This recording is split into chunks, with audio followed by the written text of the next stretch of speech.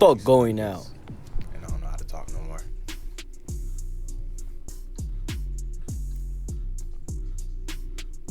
Yo, what they do, y'all? Nice to see y'all. Welcome back, long time no see, fuckers. This is your boy Rodzilla reporting to you live from inside on Roarr 98.7, giving you a variety of hits, oldies, and shit talking for that ass. What's up, y'all boys? It's been a while, man. Nice to see y'all. This is another episode. Roarr 98.7. I know his last person I interviewed was Roarr 98.7. A lot has changed. Hopefully I can catch back up with him soon and we see what's good. But yeah, the first song that we was just playing before, that was my phone. It was called Breathe Deeper by Tame Impala. That was from his latest project. That shit slide too hard, y'all boys. So if y'all didn't check that shit out, y'all definitely should. And then the latest one that we played was by my man Scuffle, Devil Off My Shoulders. Shout out to Scuffle as well too. And yeah, man, we here live from Roarr 98.7. I do have a guest today. He's one of my good friends that I've known for like almost a decade. That shit is so crazy. What the fuck? That's crazy. Yo, shout out to me, knowing you for a decade. Good friend of mine. We talk a lot. We have a lot of good conversations. We got some grown man ass group chats. Nothing crazy. No locker room talk. We on business and trying to like buy property and shit. You know what I mean? But yeah, man, I want to introduce my man, Kevin Pierre, Giant. Holla at your boy. What's up, man? Good evening. How you doing? Hey, I'm good. How you doing? I'm pretty good. Yo, you already know, you my dog. We've been knowing each other for a long time. And we always talked about actually having you on the show or just talking and saying your 2 cents. So I appreciate you for actually, breaking this quarantine and hollering at your boy. You feel me? Yeah, I mean, it's definitely an honor to be on this show. We've been through this journey, I feel like, together, like from the start. It feels like that was the start for a lot of shit. So I appreciate this opportunity. Hell yeah. So Kevin, can you tell the people, where you from, what you do? So I'm originally from Broward. Lauderdale. I lived in a lot of places down here, but I ended up moving up north of Palm Beach. So my parents live up there. I was down here for a few years, moved back up, so I'm up there now, quarantining, whatever. But shout out to quarantine. Yeah, what I do, as of right now, I'm the head of design at a company called Bloom. That sounds real rich. I ain't gonna hold you. Yeah. Bloom. Just roll off the tongue pretty well. Yeah. Bloom is something me and two of my business partners started. A design agency. We focus on a lot of different things. Are y'all based out of Florida? Like, where y'all based out of? Yeah, we're based out of Florida. For sure.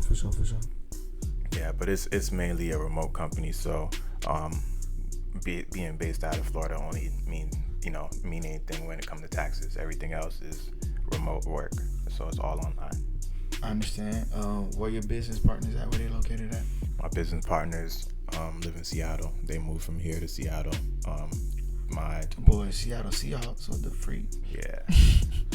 It's what I'm told is a tech forward city. A lot of tech companies get started out there. A lot of new age type companies start out there. So moving out there, they felt like there's a lot of opportunities to grow our company and to also meet people within that world. So what kind of company is it? Because is it tech or what is it exactly? Our company right now, the focus is design, app development, or any type of development, marketing, and data analytics. My focus there is design, so I mainly focus on that, but we do a lot of different things. We've done influencer marketing, and we've done album releases. We've done work for Rolling Loud, promotional content, things like that. We do a lot of different things. Oh, so you're an artist? Yeah. I wouldn't necessarily call myself an artist. I'm more of a designer, but okay. if anything right now, I would see myself as maybe a creative director, because I don't necessarily do the work myself, but I would have a team of designers that I pick with my team to work on whatever we're working on, and I'll be able to give direction and feedback and things like that, just to make sure we're completing projects. That sounds like some boss ass shit, man. I ain't gonna hold you. Can you mind speaking on some of your clients? I know you said you Rolling Loud. I know you did a nice ass Nike campaign as well too, for Nike football campaign specifically. You mind shedding more light on who you work with? Yeah, a lot of the companies the majority of the companies that we've worked with so far have been based within the music industry. So any major record label. So there's I believe Warner, there's Sony, and there's Universal. So all the companies under those labels, we work with all of them. Shit, that's tight. That's yeah. tight. How many people are in your company? How many? I can't give you a number. So every few days, we get new designers onboarded. But as of designers, I believe there's about 160, around 160 right now, and growing. Yeah, this ain't no small business. This is a growing business. Yeah, we need to be able to, give clients what they need. So there's a lot of designers that we have within different styles and different skill sets. I understand. That's tight. Y'all got like that sound like a Pokemon gym filled with dope artists. You feel me? Like it's like Pokemon. They just do that. I like that. How many people? You said you're the co-founder and head of design. How many people are in the business with you as far as founders? Founders is 2. So we got Carl. Mm-hmm. Carl. Shout out to Carl. Carl is basically he's the head of operations. So shout out to Carl. Anything that needs organization, like the company overall, the organization within it and stuff like that, all the charts that get made for anything, that's him. That's For sure. He's an organizer. So he's I would say I kind of describe our personalities. We have the same personality, but on opposite ends almost. I can dig it. So if he's 6, you 12. Yeah. And vice versa. I can dig it. And who's the other co-founder? Raven. So that's a female. Yes. And all y'all black? Yeah. Oh shit. Yeah. That's tight. Yo, that's really cool. So you got so basically an agency that's ran by 2 brothers and a sister. Yeah. And y'all got over 160 people that y'all work with right now. Yeah. That's pretty awesome. That's tight. Yeah. I mean, it's crazy. Like, where's she located? She's located in Seattle, so okay, she's cool. making moves out there too. That's tight. That's awesome. Yeah. So I mean, Raven speaks to everybody. So any outgoing communication. Shout out to Raven. Yeah. Any outgoing communication goes to Raven. She's she handles basically client relations. I would say she speaks to every single client, and all of these relationships that we've built, they've bounced from me, because the initial relationships that we had with some of these companies started from relationships, like small relationships that I've had, but she took those to the next level and made us look, like a professional company, even though it's only 3 of us, running a big operation. But she put it where it is, or she's one of the reasons we all have a big part in what this is. That's tight though. That's tight. Shout out to y'all, man. More blessings on that. Man, I got a question for you. Like having a black agency, like how do you feel? What's different? Like what kind of struggles do y'all go through? Do you feel like y'all gotta work extra hard? Like what do you feel like y'all have to go through versus a lot of white agencies? Let me see. I don't know. Okay. I think owning a company. Yeah, just being black business owners at the end of the day, you gotta do a lot for that. For being black, I would say just owning a company, especially what we do, it takes a lot of brain power. It takes a lot of effort. So everything that we do, one of the things that we tried not to do, even though some people might look at our Instagram and know that we're black, or know from where they might have found it that it's owned by us, I think we didn't try to put a face to Roarr 98.7. work ethic behind it. For sure. So it is black owned. Even the colors that we picked for the logo, things like that, it was all because we wanted it to represent what we wanted to represent, which is black power and things like that when we first started it. But we didn't. Again, we want the work to stand out. I think that's the most important thing. I think the faces behind something don't really mean nothing. For sure. I think the work is what's gonna stand out, and that's what people want to, people want to see. So like, I look at y'all website, shit's on point. Certain people could assume that y'all, are a black business, but y'all work so good that a lot of people don't. Yeah, and it don't matter. It's the work is what's gonna stand out. That people want to know. Most people want to just want to know who you work with. Yeah. And if you can do the work. Facts.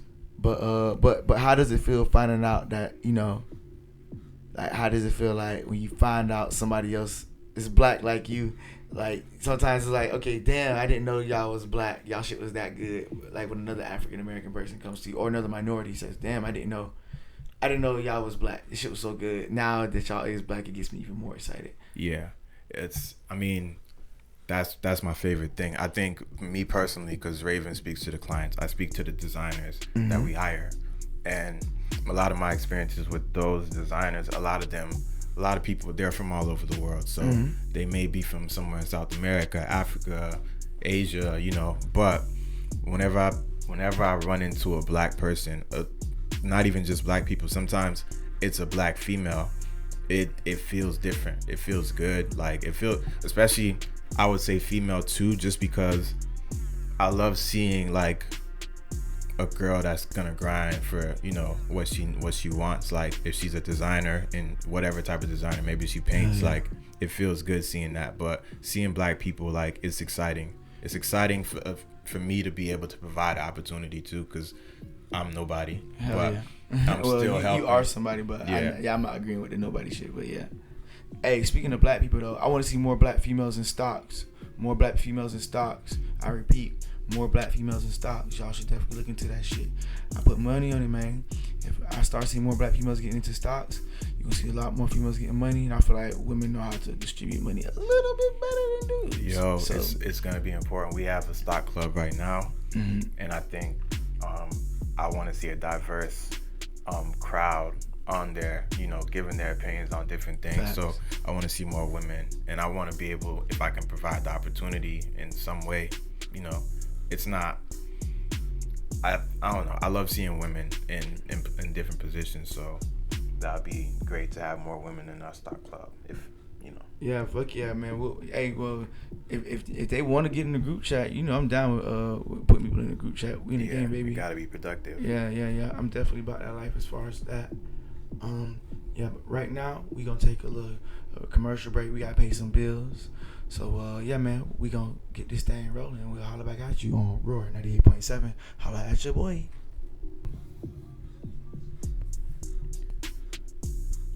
Welcome back, ladies and gentlemen, to another episode of Roarr 98.7 with your boy Rozula, giving you the latest of hits, oldies, and shit talking for that ass. I'm here again with my good friend and guest, Kevin Pierre Giant, co-founder of Bloom Firm, head of design of Bloom Firm, and just an overall pretty decent guy. What do you think?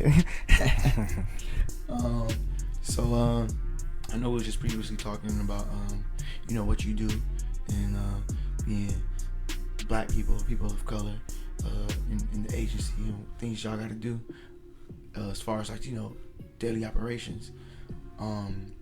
What's been going on right now since we're in the middle of the pandemic and everything else? How's work been going on for you? Work, so with the work that we do, a lot of it has been dependent, or not necessarily all dependent, but a lot of it's been dependent on the way the record labels move. A lot of things have affected the record labels just like everybody else during these times. So if you look at it, the quarantine happened and all of them had to leave their buildings. So a lot of those teams got split up, and they're working from home now, so they figured that part out at one point, and they started releasing a little bit of music, trying to get trying to understand what was going on with the quarantine and the virus, to figure that out, to restructure and go forward moving albums and stuff. But a few months in, then we get the protests going on, stuff like that. So that kind of affected their releases too, because now everybody's questioning their motives and their practices and stuff like that. So I don't think anybody want to release bullshit, or black people, non-black people probably are nervous to release, or it got to be relevant to the time, or something that really touched the people. And sometimes you can't even predict that, because I'm not saying I listen to City Girls, but the album is out and people reacted positively to that. So I can dig it. So how has it been for you though now, like personally? How's quarantine been treating you? Yeah, so for me, I think my main thing that I've been focused, I wouldn't even say quarantine. I would just say this whole pandemic. How about that? Because I guess that's a part of it. Because people still make necessary moves. But yeah, so how's this pandemic been treating you? Sorry to interrupt you. No problem. I mean, the crazy thing about the quarantine is I was sick early on. Oh, you had that? Yeah, I mean, I was so I was down here the week before the quarantine started.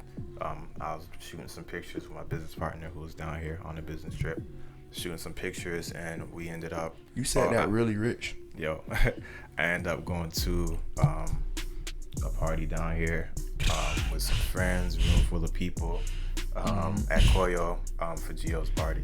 And damn, Gio got the. No, I'm playing. I'm fucking with you, Gio. I'm playing with you, Gio. Yeah, so that ended up happening. I go back home. I'm on the phone a few days later with a girl, and I'm just like, yo, like, my nose is sniffling a little bit. I hope I ain't got that shit, joking. And then a day later, I was fucked up. I was a pretzel. My body was a pretzel. I couldn't move shit. It was crazy. But I got my test. I got the test before everybody, so the little throat and throat and nose swab you get. I got that early on, and they told me I had like a flu type A or some shit like that, which meant that I only had the regular flu. Go away in a week. After going through that for a week, I wake up from this pain, and everybody else is on quarantine, and I'm still inside. Like, I ain't getting no redemption. Yeah, that's hectic. That's real hectic. That sound like a movie. Like you just like went to sleep and now you just woke up and it was like quarantine. It was like Kevin's Quarantine. That sounds like a good movie. You feel me? Yeah. You should do something about that, man. Can I get a percentage? Can we do something? Yeah, that's the plot to The Walking Dead, actually. You see what I'm trying to say, man? We could get that FS check, whatever that shit on. You feel me? We in the game. Holla at your boy. So like, how you been mentally during this whole thing? Yeah, so I think as introverts, I think a lot of us, used to, being by yourself, wanting your space and stuff like that. But for me, I find it hard to focus being in the same space for too long. So even though I'm an introvert, there's like an issue with like seeing the same walls all the time, or stuff like that. Little things like that really affect my creativity and my motivation. So I gotta find ways to keep myself motivated. So other than that, it's work as usual. Still working on projects. Still going and improving our systems, having meetings.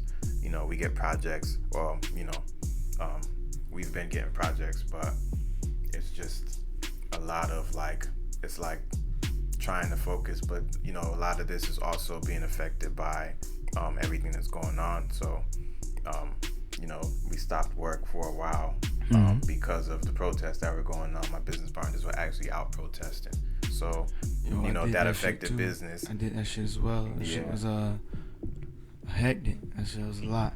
Yeah, it affected business, and I mean affected business in a positive way because they're out there making a difference. But that everything was stopped anyway, so it wasn't like we lost time, because every time was stopped and focused around all these protests that were going on. I can dig it.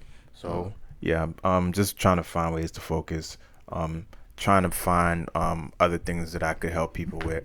I've been hitting up a lot of my friends, just offering help, trying to. Can you help me? You already know, like this podcast is something I've been looking at, and I really wanna.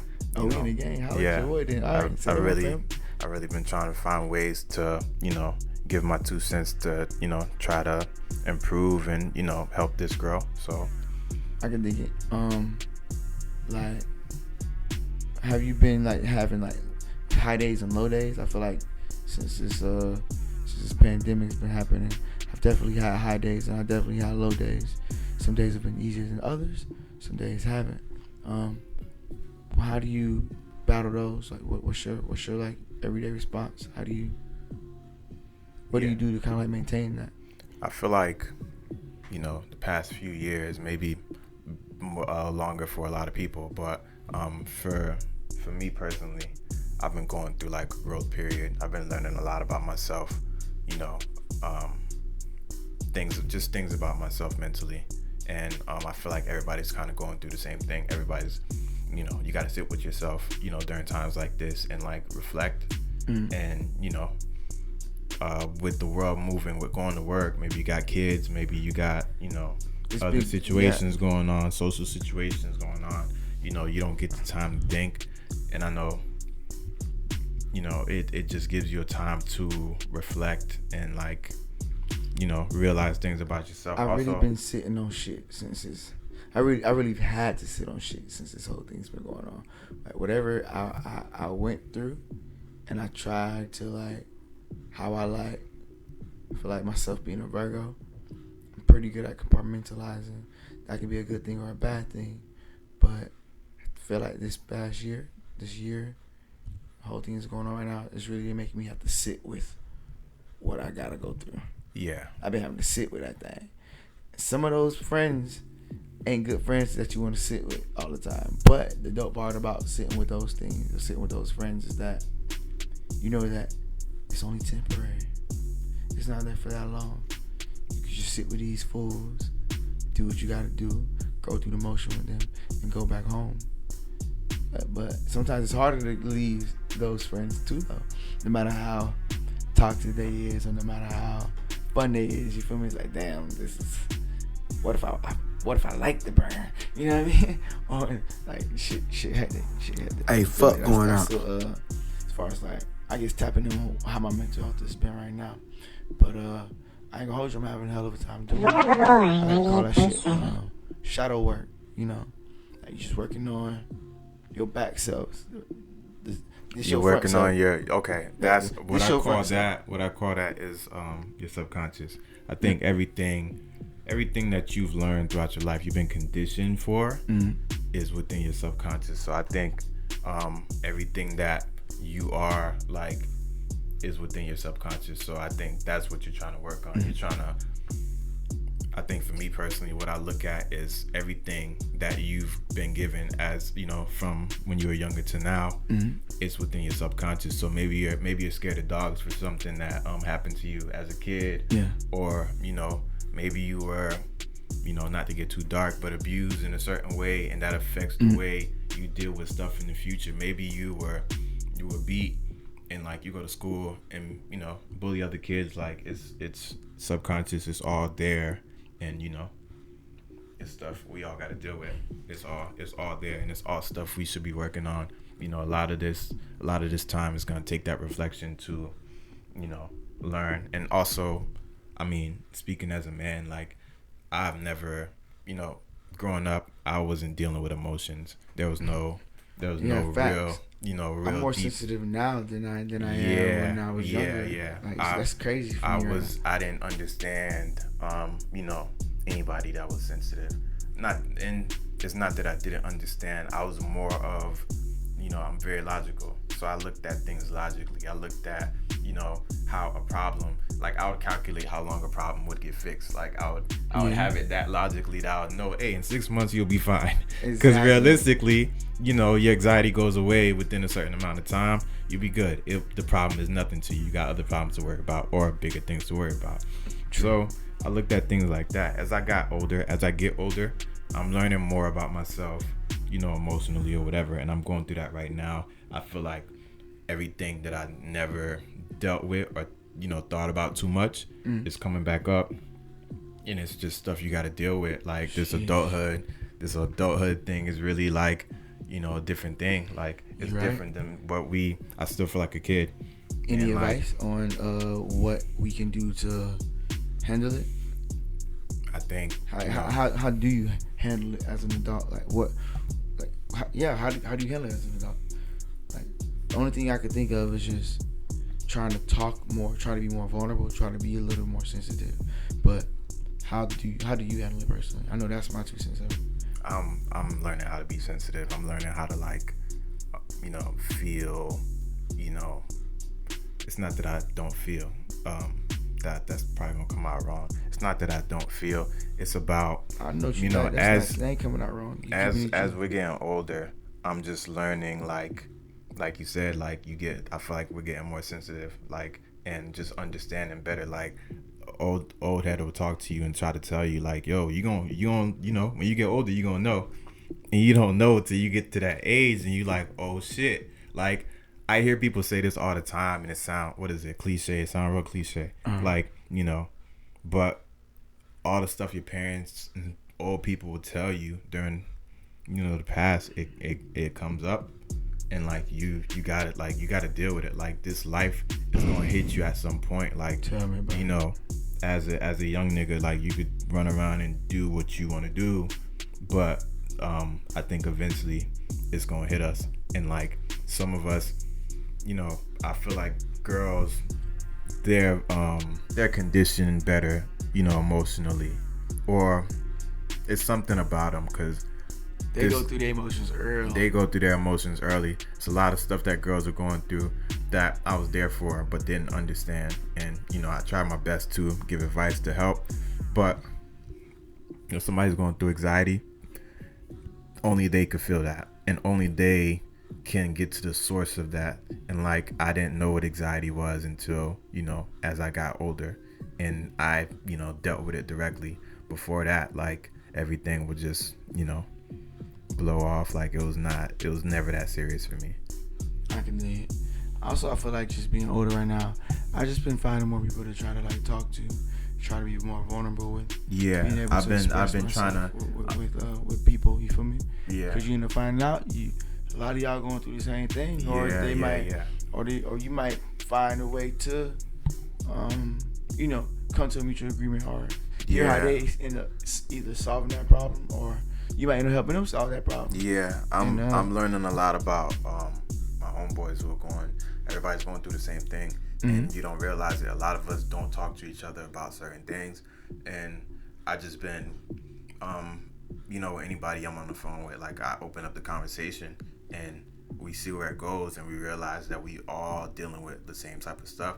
I had a lot of conversations with you, where we got to certain places, and we was like, yo, like, I didn't realize you was going through the same thing, or I didn't realize I was the only person that felt like this. Or about we both saying, yo, why you didn't tell me you was going through this? I would have did, like, you know what I mean? It's like on some situations like that. Shit crazy. I'm always listening to women talk about, the issues that they go through, and it helps me better understand, like, what type of stuff they're dealing with. Like, their problems might be different from our problems, or they might view something in a different way from how we view it. But I always like to see, I think that's how I solve problems, looking at all perspectives and trying to figure out where the best, route is. Facts.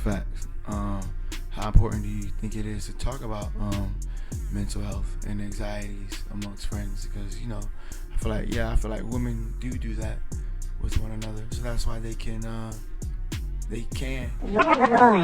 98.7. get perspectives, even though sometimes it can be, different perspectives, but they can't do that. Males, we not necessarily, at least early on in life, we're not necessarily that comfortable with doing that, because a lot of these males wasn't raised by males that was doing that. A lot of these males got males that was living like them, like, just reliving that cycle. So can you speak on how important you think that it is for people to, like, want to be vulnerable, want to talk with each other, especially males, want to be able to, like, discuss feelings with each other, so start some type of bond. Like, shit, sometimes I feel like even rappers, they do that. They're afraid to say they love their dudes. They cry when their brother died, whoop de whoop. It gets romanticized in the song, but I don't feel like males are really talking about that for real. They cry when their brother died because he got shot, whoop de whoop. But they not necessarily checking on their homeboys or checking on like mental health like that, or really mental health is it's a new thing for everybody. I think everybody's still trying to learn what this is. I feel like it's. I don't feel like it's new. I feel like there's a word got put on it. There's a new acknowledgement of it. There's a new level of acknowledgement of it. I think. Because I think vocabulary. Well, one, when it comes to mental health, I feel like vocabulary is big, because if you don't know the glossary of feelings, you won't know how to feel. That's how it feels. And you're gonna be frustrated. Listen to that. Because you don't know how to. You have a feeling and you don't know how you feel. You're gonna be frustrated, which is gonna lead to the D word. Yeah. Okay. Look, this is similar to a lot of the stuff I talked to you about. A lot of males, we grow up and we don't. There might be a feeling within us, of let's say anxiety or something, right? We don't put a word to that. We don't even necessarily acknowledge it as much. And maybe I might be wrong because I'm not a female, but as a female would, I feel like they attach to that more. When I look on Twitter and I read certain women's tweets. I'm on Twitter. Twitter, heck. No, yeah, don't get back on Twitter. I look at certain women's tweets and the way they describe anything, it's on another level. I don't see no men describing shit the way they describe. They can write there in 100. I know it's more characters now, but in 150 characters, a woman could give you so much. Versus us, like we're not doing all of that. Like I feel a lot. I feel everything. I could feel everything. Shout out to Scuffle. Yeah, I could feel everything, but I can't put that into a word. I never thought about going out or putting it into a word. It's there. It's there for all of us. Yeah. Maybe we just that's not something we tap into, just regularly. Yeah. So all of this stuff is getting put into words, but it's also there's an acknowledgement of the issue now. I think everybody's really bringing this to the forefront and realizing. We do. I don't know if everybody needs the same thing. I don't know if everybody needs to talk to somebody or whatever their situation you would call for. I don't know what they need, but I do feel like the acknowledgement of it is good. Everybody needs to acknowledge it, and you need to, talk to younger people coming up, like help them acknowledge that. Because everybody's going through something, and you don't even know how hard somebody's going through stuff. So I think people should take the time to call their friends, call people, check on them. I try to do that all the time. And, just make sure everybody's good, because I could be going through something nobody knows, and your friends could be going through a lot of stuff and you don't realize it. And hey man, if you love your nigga, hug your nigga. I forgot who said it. I don't know if it was Boosie or Webby, but you know what the fuck I'm talking about. But yo, we about to take a little music break. I just want to let y'all know the previous 3 songs we played before was Fascination by my man David Bowie, Michael Jackson, Baby You Mine, and my man from London Town, J Hus Must Be. But we about to pay some more bills right now, kick in some more tunes, and we'll get back to you on Roarr 98.7. Holla at your boy. Welcome back, ladies and gentlemen, on another episode of Roarr 98.7 with your boy Rodzilla, host with the most, giving you a nice variety of R&B hits, oldies, and shit talking for that ass. Now that was everybody's favorite Toxic King Future, Postal with Demons. Right before that, it was my dog Burna Boy with what they call Odogu. What that shit called, Kevin? How you pronounce that shit? I call it Odogu. Oh, Odogu. Yeah. Rumor has it that means like champion, like warrior, or something like that. So shout out to motherfucking Burna Boy putting us on to like Nigerian culture and shit. That shit just recently came out. That was a good gem you just chose, Kevin. So shout out to you. Obviously we talking with Kevin Giant, co-founder and head designer of Bloom Firm. We were just talking about before our break, just about mental health and just having a decent vocabulary on emotions so you could know how to actually feel or know how you feel. Maybe that'll help you tone down anxiety levels a little bit just by knowing how you feel. sometimes that requires, doing things or getting support or breaking out of your comfort zone to meet people or to do other things or to be vulnerable. I just want to try to talk about, the importance of trying to break out your comfort zone, trying to break old patterns that's going to get you the same results. And what do you do and how do you do to, break out of old patterns? Like how are you finding them, recognizing them, and working on them to try to break out of your old patterns to, just better yourself? And what's motivating you to do those things? I know I just drew like 7 questions, but shit, I need 7 answers, my guy. All right. I think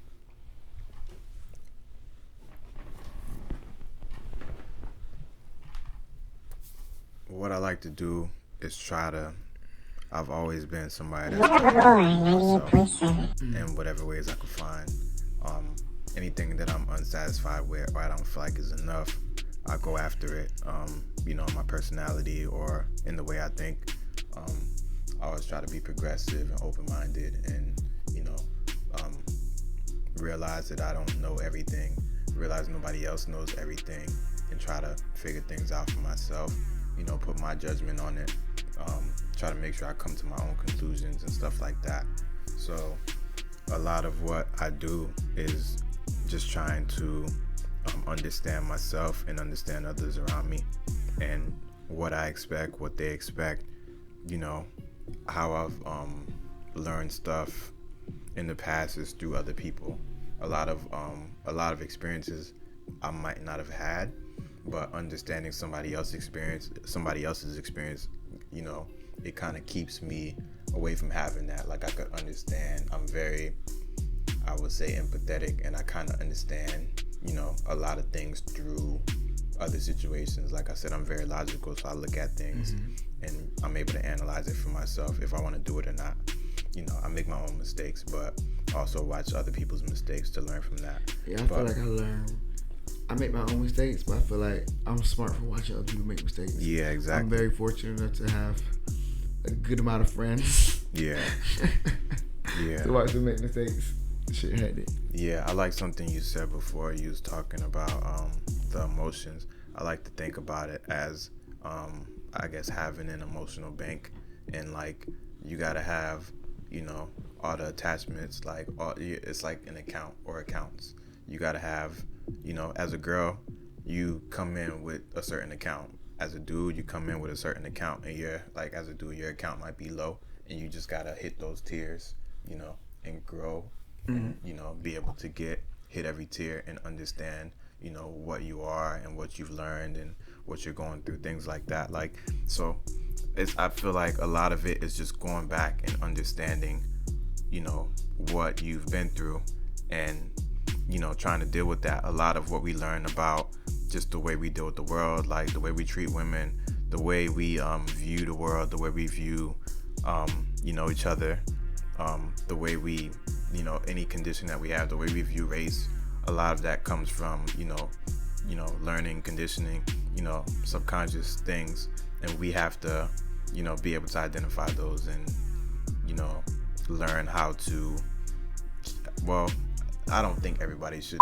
If you don't feel like you need to have an open mind, that's your choice. But life gonna be hard for you if you don't have an open mind, exactly. Bro. That's how you got the liberty of not having an open mind, but life will be hard for you. Because certain people are religious. Certain people have a certain belief, and that's what they stick to. And I like to respect that. I don't like to tell anybody how to live, but I believe in an open mind. I get along with people with an open mind, and I think that's the best way to learn and to be able to move forward, because things change. Sometimes you might learn everything that you knew in the past might have been a lie, so it's gonna be hard to pivot from that if you let that be your life. Definitely be lifing. I tell you that for sure. Life be lifing. So you really gotta be on the pivot all the time, and that goes for everything. Hey man, I don't know if I answered the question. Nah, you actually answered all the questions. Just shout out to you, man. Yeah, I feel like I've been trying to break out my comfort zone. I've been being more talkative to people, express myself a little bit more, letting people know how sensitive I am, trying to open up, I actively am opening up my emotional vocabulary so I can know how I feel and say how I feel, because like I said before, that's even made me just come up with the problem sometimes. It's like a lot of people don't have the emotional vocabulary, males and females, to actually express how they feel, and you just stuck feeling an emotion, you don't know what it is, and it turns into depression, and that's what we go through or whatever. I feel like sometimes breaking out your comfort zone fun, like that's quote unquote healing at the end of the day. Yeah, because you're breaking out your comfort zone, you're doing something new, you strengthening a new muscle, you are chiseling yourself, you molding yourself at the end of the day. Yeah. So yeah, I feel like I didn't talk about that. Breaking out of my comfort zone. but I just socially. like to bring back up, like, what do you do to break out your comfort zone? So socially, I test myself. I've been an introvert all my life. I didn't realize how, I guess, untalkative I was. But a lot of people used to tell me when I was a kid that I don't speak enough, but I felt like I was always speaking. So, I really started settling into being an introvert because there's certain times, after starting my own business, after all of this stuff, sometimes I feel like I don't need to speak to anybody. I don't feel like I don't need to report to nobody. Boss Monty. Yeah, I like to just go back into myself and do what I like and be who I am instead of trying to impress anybody. But what I realized just growing up and becoming emotionally aware and stuff like that, I wouldn't say it's not healthy to exclude yourself or to kind of go back and be too alone, but I think there's a balance. I think for me, I understand myself very well, but I think I need to test myself. I need to put myself in situations, so social situations and stuff like that. Like all of the connections that I made throughout the years, that was me testing myself. That was me learning, learning how to be more social, learning how to connect with people, building new friendships, relationships, and things like that. Mm-hmm. Every relationship I've had, with women, it's all the same thing, just learning as I go. There's nobody to teach me. I kind of understand things, based on my experiences and stuff like that. So really just trying to understand, when I speak to women, I always want to understand their perspective. I felt years ago I didn't understand the way I understand now what people are going through. So I like to listen, even if it was a certain time in my life where I was a little more closed off about hearing people's emotional state, but now it helps me understand things better to hear about it. So I'm always open, I'm always calling people, and we talk about a lot of things, and it doesn't matter where the conversation goes, but I feel like it helps people to be able to get that out and to understand themselves better.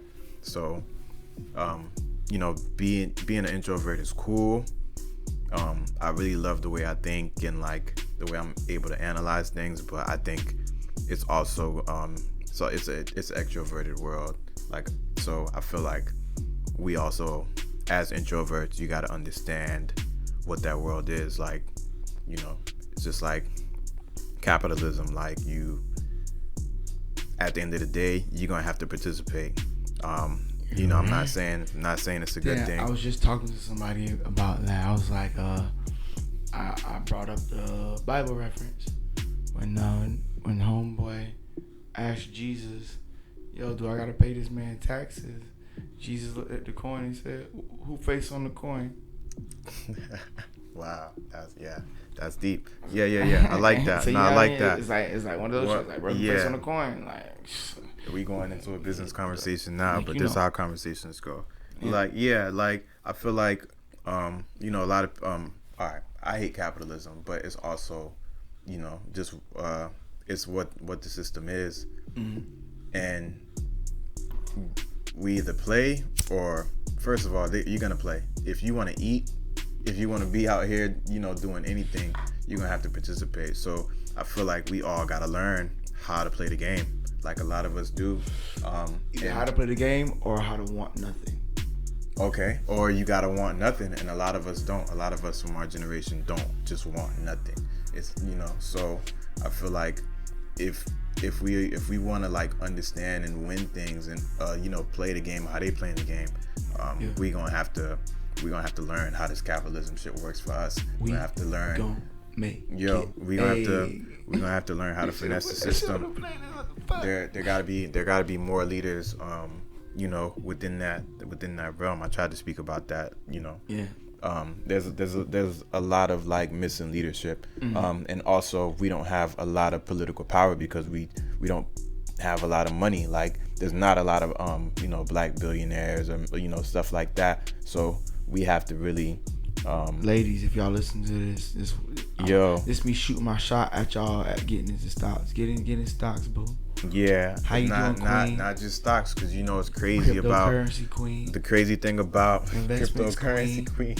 The crazy thing about a lot of what's going on the internet, like investing in Dogecoin. The revolution is female. It's weird, but like we discussed before, like all the it's the women that know how to put a lot of this stuff into words. It's like it's something about it where there's this balance between men and women have this part, it seems like right now, of communicating whatever the problems are and getting attention for these problems. So everybody, it's a creative time right now. I feel like it's creative. You gotta hustle creative, bro. I'm gonna judge you if you came out this shit, bro. It's a creative time. You're gonna have to hustle real creative, bro, but just not where you want to be. How about that? You also gonna have to find where your creativity is within these times, like to address the issues that's going on. You gotta, like, right now it's a whole quarantine going on. Nobody making money, but the internet is there for you. Like, and I'm not trying to be one of these push and hustle on everybody, but I'm saying, like, if that's something you want to do, take the time. Team up with your friends. Like, I feel like a lot of people are not helping each other, and for me, like I said, like I kind of opened myself up recently to a lot of friends and just said, like, what do you need help with? Like, let me help you. That's helping me, because what I realized is a lot of what I've done within the last decade with a lot of my friends is just ask what's going on, like where can I help, like. Facts. And I stopped doing that for a while after I started working on my company. Wasn't enough time to like spread myself around, but I think now I'm trying to really get back into that and like just be creative in wherever I feel like I can be creative. Like, so I feel like everybody, not everybody's a businessman, but I'm sure friends that can do different things. Like, businesses is nothing but people. It's nothing but a group of people that come together. Find who can do whatever you need them to do and build a team and do something. Like, a lot of us, there's a big community of creatives out here, and a lot of us don't work together. I'm not saying we have to. I know it's a lot of mess out there, but I think what we could do is, figure out how to make stuff work. We gonna need, like, people talking about black-owned businesses and stuff. We need more of those. We need more people. We don't just need one type of person. Like, not everybody's a leader, but this you might be. Yeah, I mean, rap gang. But I think what we need is, people in different categories, and I think we do need somebody who is going to play the capitalism game if you're not going to, because at the end of the day, like we said before, you're going to have to play. Like, it's a game, and some people are finessing it and winning, and we can't just, complain about it or just talk about it. Like, they're going to keep winning. And keeping it a being with you, bro, it all comes down to, for real, who do you feel comfortable giving your money to? Yeah. If you feel more comfortable giving your money to a black person, because if I buy the block, I'm gonna buy the block. I'm gonna do the same thing that white person was gonna do. Buy the block, fix that shit up, move my back tenants out, and mark that shit up. Like, they gonna do the same. Like, you know what I mean? You're doing the same thing white people doing. Mm-hmm. So now it just comes down to, who do you feel comfortable giving your money to at the end of the day? Yeah. We need leadership in all those sections. It gotta be a clear goal. It gotta be, everybody got to be on the same page. I know it's a lot of, different things going around. We get a leader, and next thing you know, you find out something about that person that's that's crazy. That's cancelable or That's whatever, so crazy. and they get canceled. And yo, I don't. Speaking of that, the CC word. I feel like being held accountable versus being the C word is like two different things. I think, but I feel like a lot of people are C-wording people. Yeah. Holding people accountable. I think it's a big problem within. I guess we could call it the internet culture. Where we not listening to people or letting people be human. A lot of this shit is fake, and I've seen people who were cancelers getting canceled, and it's like understand that people are flawed. Like there's plenty of shit all of us have done that we don't talk about, but it's real. Like it's there, and you don't want that out.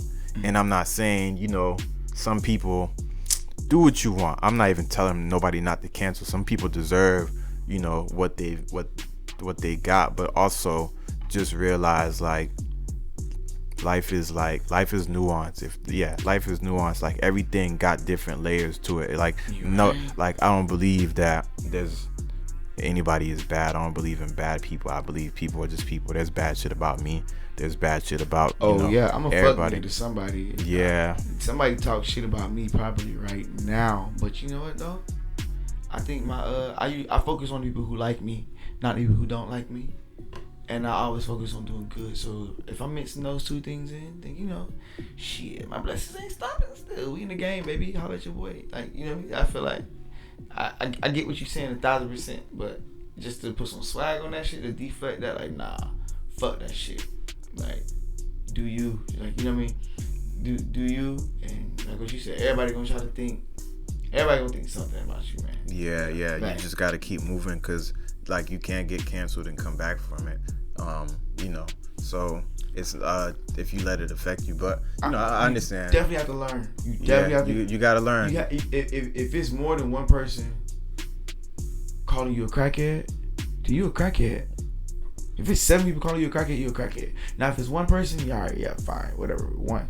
But if it's 7 people calling you a crackhead, you're a crackhead. Yeah. And sometimes, even if it's that one person that know you calling you a crackhead, bro, you got a problem if they saying it. Yeah, exactly.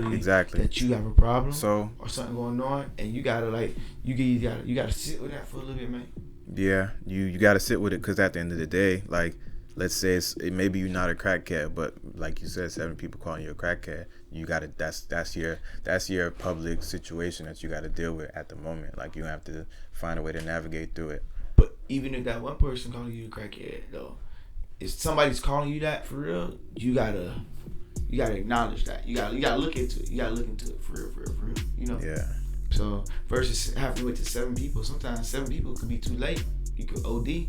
Yeah, I mean, by the time 7 people 5 of them people could be people that just heard the story third, second hand, and they might just be taking it and running with it. So, it's they might not even know directly, but that's enough people for you to have to. You gotta deal with it. Yeah, you gotta. It's life. You gotta do something about that. You know what I mean? But yeah, man. You got any final words you like to say to the people, my guy? What's good? I don't know if I got like any significant final words, but I went from Kevin Giant to Kevin Pierre. Yeah, tell me about that change. Yeah, why you do that for? I mean, I still call you Giant. Yeah, that's just my phone is Giant. That's just my real last name. Like, trying to be. I'm not saying Giant wasn't professional, but my business partners just kind of convinced me that it would work better if I just had my real name on there. So when business connects find me or anything like that, it's something they could connect me to. So you like Kevin Pierre Escargot, like a homeboy from all that. Yeah, you remember him? Like it was Pierre Escargot. Yeah, his name was Pierre. Yeah. That was my dog. My dog hit that fake French. We love spaghetti ravioli, and That little Yeah. buzz spot. And I hit him with that right quick. That was funny. Honestly, that was how do you take that? I know this random. Was he being racist or was he just copying off his O's? I don't get it. Who you talking about, Keenan? Yeah, this Nah, guy, he was copying off of white French people. Yeah, but I know I'm just but he black though, so he could be his old.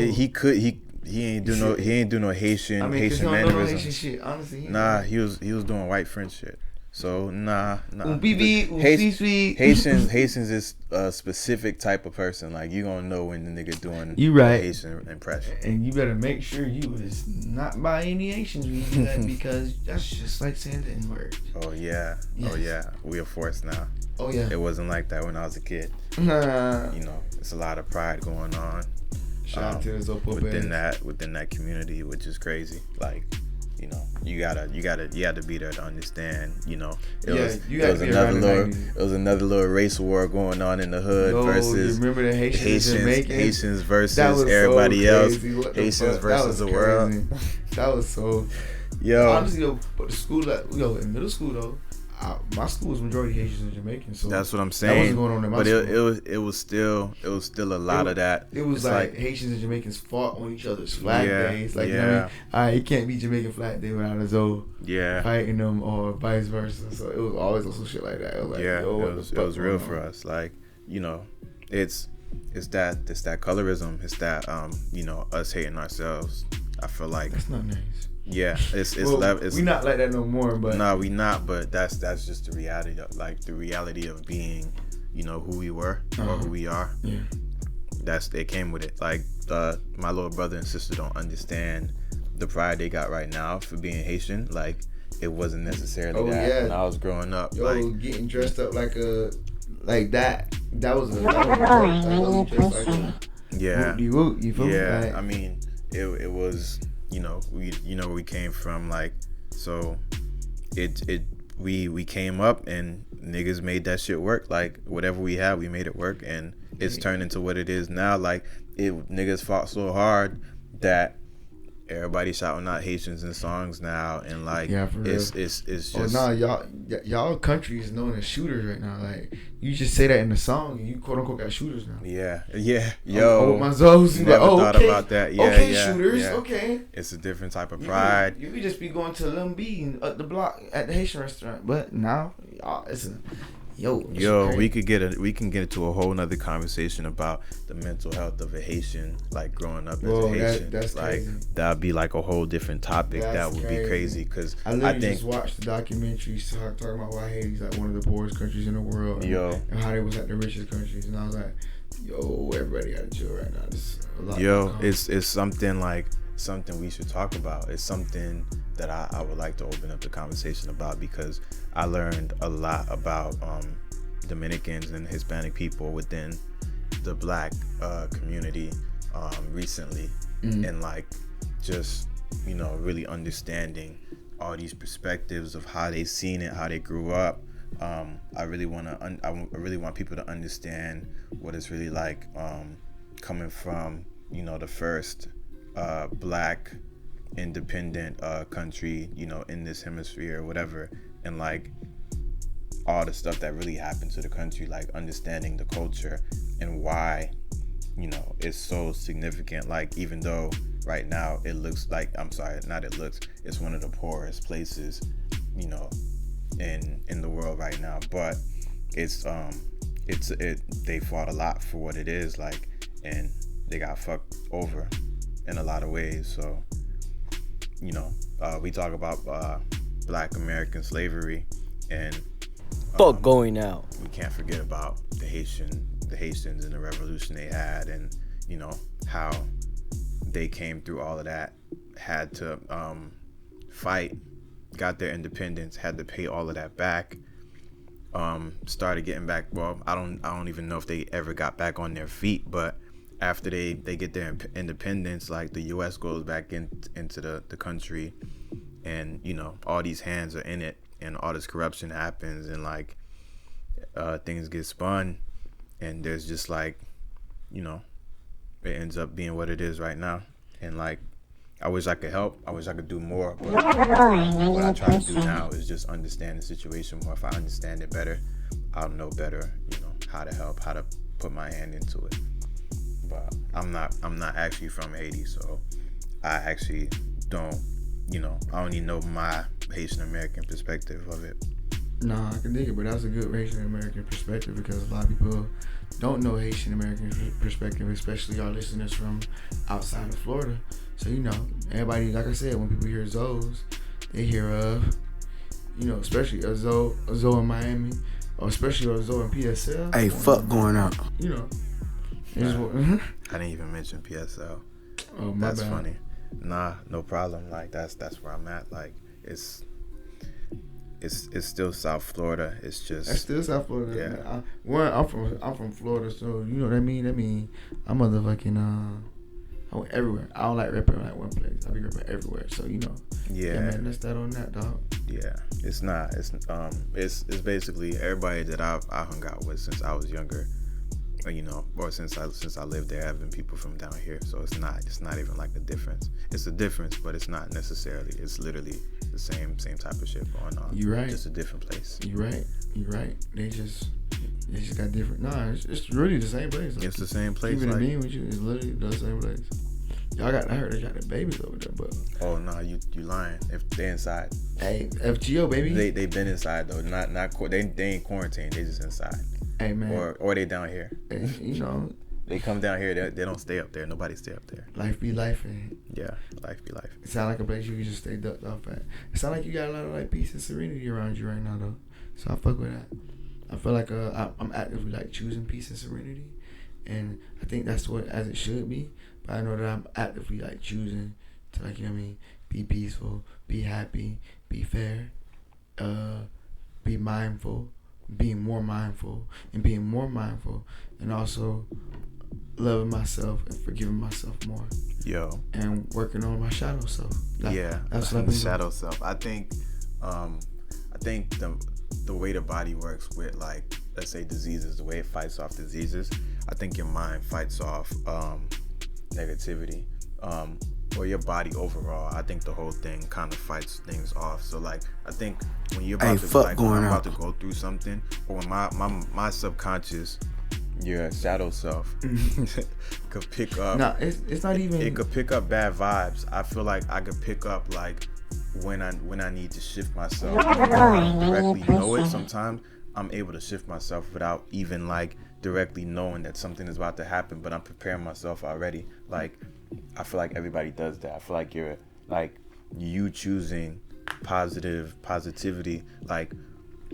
But that's an active choice. It's easy to be like, get on my fuck shit. I'm not gonna hold you. It really is. It's certain. It's like, I feel like, I won't even say it's easy, but I just feel like, so much stuff comes at you that you can easily, like, Yeah. The next person won't be able to have the patience. Yeah, I agree. I agree. It's good to, acknowledge where you're at, and like, just, I feel like, well, for me personally, I feel like my brain works things out before I do. I feel like there's a lot of stuff that I know without knowing directly. Like, it's like an instinct.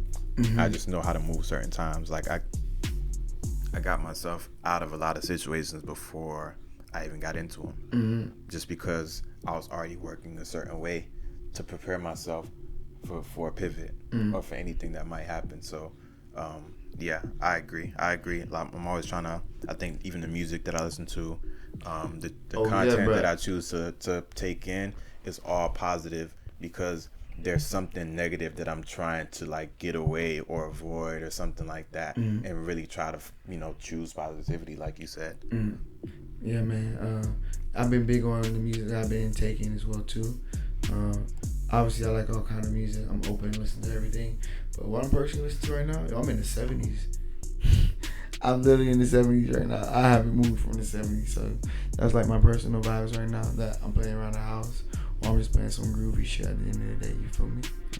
Yeah. I wish I had the opportunity to choose more music, for this podcast. But I feel like we did a good job with catching the vibes. But definitely, I love different eras of music. Like, going back to being Haitian American, a lot of what I heard, if it wasn't reggae, that was different. It was, Haitian music or whatever was on the radio. So, a lot of the stuff y'all parents might have used to playing, like play. My parents wasn't playing that, so I got older and discovered Earth, Wind, and Fire. Discovered a lot of the music that I listened to. I had to go back in time and really, understand it for what I understood it for. Because some of y'all parents was playing that shit while they was cleaning the house when y'all was younger and stuff like that. I didn't have that. That's what it was. That's exactly what it was. Yeah, but I really feel connected to a lot of what Afro beats is doing. I feel like since for a long time, before all of this Afrocentricness was going on, before I seen a lot of it going on, before Twitter was as big as it was, me and Scuffle, we was really trying to find, our origins, our roots. A lot of, like, we used to watch a lot of like black content that was talking about, freeing yourselves as black people and stuff like that. Not to get Hotep, it wasn't no Hotep shit yet, but it was a lot of like just trying to understand again where Haiti, understand Africa, understand where black people stand, different things like that. So I feel like listening to a lot of Afro beats nowadays, it makes me feel just a little more connected. And even as a kid, being embarrassed of Haitian music, compa music. And now, well, you was embarrassed of compa music? Boy, I was sliding on that thing, boy. It's like I said, you growing up in a certain time, the pride don't just come to you just naturally. Now it looks like that. I mean, but it's different. It's different growing up in it and just hearing your friends when say. When I came up on it, I was literally the only American on my block every time. Like that was from like literally I was the only American on my block. Yeah, that was like motherfucking. I'm 32 years old. So a lot of times, you moving into the neighborhood where everybody's black or everybody Caribbean and you the only American. I feel like I've been around. I know what you're talking about, but I feel like I've been around a lot of those that was like maybe because it was around more Zoes at the end of the day. Yeah, where they at? So that pride was that pride. Like, it was some type of pride. It was always fighting. We always have pride. That wasn't what was missing. It was we had less representation at a certain time. Yeah, I feel like I agree with you and it's crazy. Going back to a lot of stuff we talked about. Never didn't grow up around no gay people. But I understand the fight for representation, the fight for a place within the media, and even being black. Like, you're right. I understand all of that. Like, feeling when you're a kid and you grow up and you don't have any type of representation. Like, I remember growing up, like, nigga grew up in the 90s, in the 2000s, but at the same time, like, looking around and not seeing all the representation besides rap. So shout out to Wyclef though. But besides all the Haitians, like, we didn't have all the diversity that we have now within fashion, within art.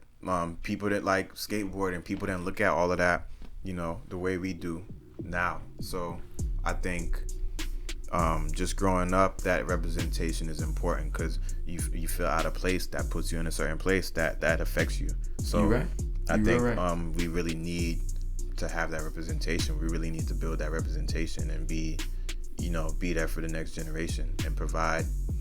I wish there was somebody there for me that provided, a route for me to go to help me out. But I had to figure everything that I've done up to this point. I figured out myself, and I figured out by putting myself in place to figure it out, or put myself around the people, stuff like that. You know what's crazy though? I feel like even if we do have those people that you just say you wish you had somebody to do that, you still gotta kind of do what you did. You gotta put your foot out. You gotta put your neck out at the end of the day. I hear a lot of people that are equipped with all of these things, with parents that's gonna do this for them, with that, and guess what? They still not doing what you did. I mean, we probably got put into different circumstances where you've had to do that a little earlier than others. You've gotten forced to do that, but I still, I feel like the only thing that changes sometimes your hustle from their hustle is you jumping out to do it faster. You being put in a situation where it's a little bit more serious than theirs, a little bit more real life, everyday real life of theirs, that turn into like, yo, I gotta fuck it, we hitting the block.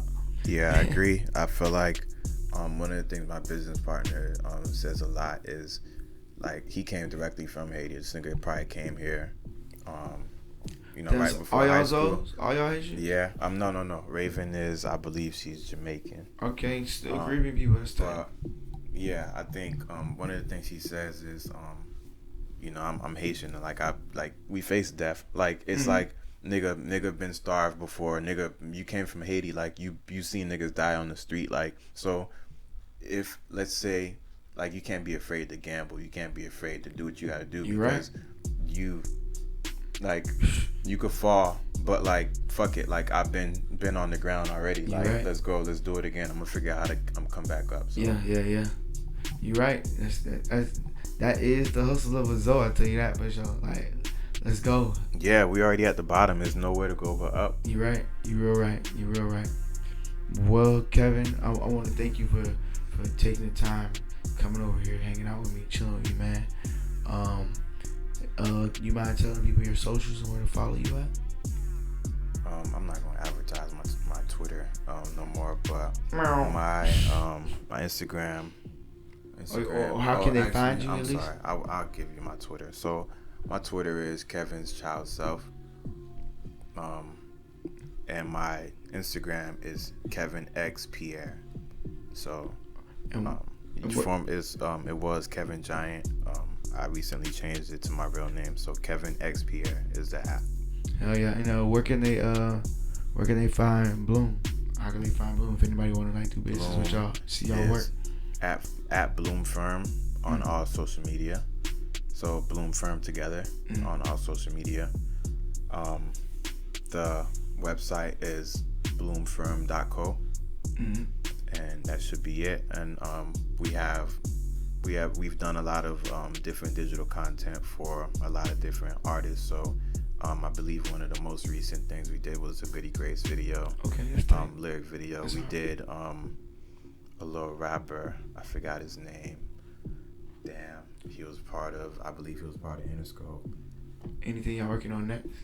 Working on next right now. Am I making you a snitch? No. Okay. No. Within the quarantine, what we're trying to do is we're pivoting. So we're working on new plans to attack new markets. We're not just focused within the music industry. We've done a lot of different things. Like I named some of the other things that we do as a company. My focus is design, but we do a lot of different other things. Like so we're trying to pivot.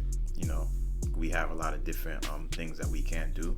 We're also trying to find ways we can help other situations, so other businesses, if anybody has anything going on, if we can help build a situation with our skill set or with our minds or whatever. Like we're always, from the beginning, we're always working like this. We're always trying to. Are you hiring? Are we hiring? We're always, looking to build. We don't necessarily hire like, okay, if you're a designer, you can definitely, we will definitely hire designers, but it's not until we have a project for you will you be able to work with us. So it's not every day that we'll have a project for you. Once we have that project for you, we will bring you on. But as far as people, if you have, we're always ready to build. We don't necessarily hire. Does that make sense? Like, yeah, it makes sense. If you have a situation, it might be a partnership. It might be a partnership in another way. It might be, we might fit in another way that you don't realize, and sometimes it just takes a conversation. So a lot of what I say is just talk to us. Like some people are afraid to hit us up because we seem so professional and it seems like everything is going to cost you money, and sometimes it will cost you money and it might be worth it, but also conversation is free. Like I always say that to people because people, are always coming to me thinking I'm the plug to all this free stuff, but really it's just gonna take a conversation. For sure. So just hit us up. You can hit us up by email, and we'll always take a conversation. We'll always listen. And we want to know. We want first of all, we do want to help Black businesses. We do have a lot of resources that can help the community, and again, it takes it takes everybody to kind of come together and figure out how to make stuff work. So I feel like, you know, we have a lot to offer. So if anybody want to hit us up, you can. Facts. Well, guys, this is our show. Well, my show, but it was our show tonight. You feel me? With my man Kevin Pierre, co-founder of Bloom Firm, head designer of that thing. And yeah, man, hit him up. Make sure you follow me on all social networks. Well, just Instagram right now, because Twitter the ops. Exactly. At Rodzilla, RODDDZILLA. Make sure you follow Fuck Going Out, FUCKGOINGOUT. Make sure you follow Aaron J. Jackson as well too, by Aaron J. Jackson. And yeah, man, this is Roarr 98.7 with your boy Rodzilla. Thanks again. Good night. I'm looking for my back massage ladies. Holla at your boy. Yeah.